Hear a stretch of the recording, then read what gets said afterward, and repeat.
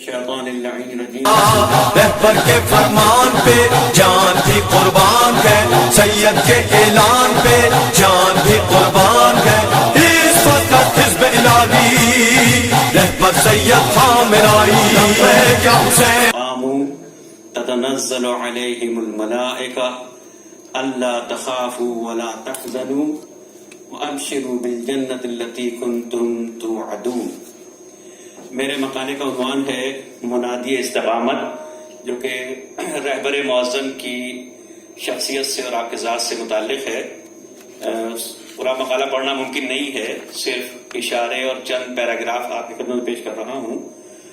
ایک انسان میں جن اعلیٰ انسانی اور ایمانی اقدار کا پایا جانا ضروری ہے، ان میں استقامت بھی اہم ہے۔ چنانچہ قرآن مجید میں متعدد مقامات پر استقامت کی تاکید کی گئی ہے۔ عام لوگوں سے خطاب کے علاوہ براہ راست پیغمبر اکرم کو استقامت کا حکم دیا گیا ہے۔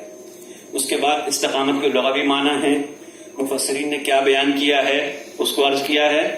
قرآن کریم نے لفظ استقامت مصدر کی شکل میں تو نہیں آیا ہے، لیکن اپنے مشتقات کے لحاظ سے جا بجا استعمال ہوا ہے، کبھی فعل کی شکل میں، کبھی اس میں فاعل کی شکل میں۔ فعل امر کے صیغے کے ساتھ استقیم، استقیمہ، استقیمو 5 مقامات پر، مضارع اور ماضی کے طور پر یستقیم اور استقامو 5 مرتبہ، اور اس میں فاعل مستقیم، اهدنا الصراط المستقیم، مستقیم 37 مقامات پر استعمال ہوا ہے۔ ان مقامات کا، ان آیات کا جائزہ لیا جائے تو ایک مقام کو چھوڑ کر کہ جہاں عہد و پیمان پر قائم رہنے کا تذکرہ ہے، سورہ توبہ آیت نمبر 7، اس ایک مقام کو چھوڑ کر دیگر تمام مقامات پر استقامت، توحید اور خدا کی جانب سیر و سلوک کے مفہوم کو بیان کرتا ہے۔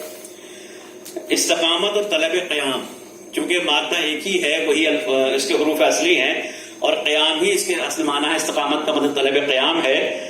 تو استقامت اور طلب قیام کو جب باب استفعال میں لے جایا جائے گا تو چونکہ استفعال کے معنی، باب استفعال میں طلب کے معنی پائے جاتے ہیں، لہذا استقامت کے معنی طلب قیام کے ہوتے ہیں۔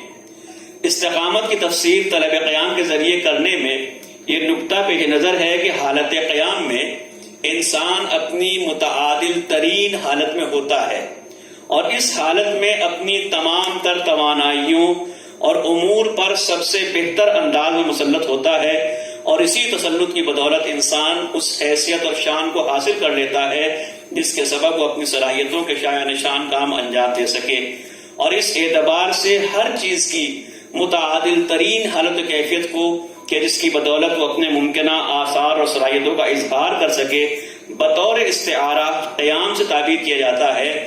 لہذا عمود کے قیام کا مطلب ہے کہ سیدھا کھڑا ہو، اور قیام عدل کا مطلب یہ ہے کہ زمین پر عدل کا دور دورہ ہو جائے۔ اس کے بعد استقامت ایک جامع مفہوم ہے۔ قرآن مجید میں استقامت کے معنوی خصوصیات پر توجہ کی جائے تو استقامت کا دیگر مفاہیم قرآن سے بہت وسیع اور عمیق تعلق سامنے آتا ہے، اس لیے کہ کسی بھی میدان میں استقامت کے لیے اعتدال، صبر اور ثبات کے ساتھ زیغ، ضلال، عوج، الحاد، فسق و فساد، یہ سب قرآن کی آیتوں سے ماخوذ ہے۔ ان سے پرہیز ضروری ہے، اس لیے بعض مفسرین نے عدل کو استقامت کے معنی بیان کیے ہیں۔ اس کے بعد چھوڑتے ہوئے استقامت کے مفہوم اور اس کی عبادت و ہدایت جیسے دیگر قرآن مفاہیم کے ساتھ، استقامت کے مفہوم اور اس کے عبادت و ہدایت جیسے دیگر قرآن مفاہیم کے ساتھ عمیق رابطے سے قرآنی تعلیمات میں استقامت کا مقام و مرتبہ واضح ہو جاتا ہے۔ استقامت کی اہمیت و عظمت کا اندازہ اسی بات سے لگایا جا سکتا ہے کہ قرآن مجید میں عام انسانوں اور جناب موسیٰ و ہارون کے علاوہ، کہ جہاں پر ارشاد ہوا تھا وَقَالَتْ قَدْ أُجِيبَتْ دَعْوَتُكُمَا فَاسْتَقِيمَا وَلَا تَتَّبِعَانَّ سَبِيلَ الَّذِينَ لَا يَعْلَمُونَ، سورہ یونس آیت نمبر 89۔ 2 مقام پر خود پیغمبر اکرم کو استقامت کا حکم دیا گیا ہے، فَاسْتَقِمْ كَمَا أُمِرْتَ، اور دوسرے مقام پر پیغمبر کے ساتھیوں کو بھی فَاسْتَقِمْ كَمَا أُمِرْتَ وَمَنْ تَابَ مَعَكَ، سورہ ہود آیت نمبر 112۔ جناب ابن عباس کے بیان کے مطابق پیغمبر اکرم پر اس سے زیادہ اشد و اشق کوئی آیت نازل نہیں ہوئی۔ آپ حدیث سنتے رہتے ہیں کہ شیبتنی سورۃ ہود، سورہ ہود نے اسی آیت کے بعد پیغمبر نے فرمایا تھا کہ اس سورے نے مجھے بوڑھا بنا دیا ہے، اس لیے کہ بات صرف پیغمبر کی نہیں ہے کہ پیغمبر استقامت کا مظاہرہ کرے، بلکہ ومن تاب معک، پیغمبر کے ساتھیوں کو بھی استقامت کا مظاہرہ کرنا ہے۔ قرآن کریم پھر مختلف استقامت کے آثار کا تذکرہ ہے، جسے میں نے یہ آیت جس کو سرنامہ کلام قرار دیا ہے کہ ان الذین قالوا ربنا اللہ ثم استقاموا تتنزل علیہم الملائکہ الا تخافوا ولا تحزنوا وابشروا بالجنۃ التي کنتم توعدون۔ دنیا میں بھی وعدہ کیا گیا ہے اور آخرت میں بھی وعدہ کیا گیا ہے، یہاں بھی خوف اور حزن و ملال سے نجات کا وعدہ ہے اور آخرت میں جنت کا وعدہ کیا گیا ہے۔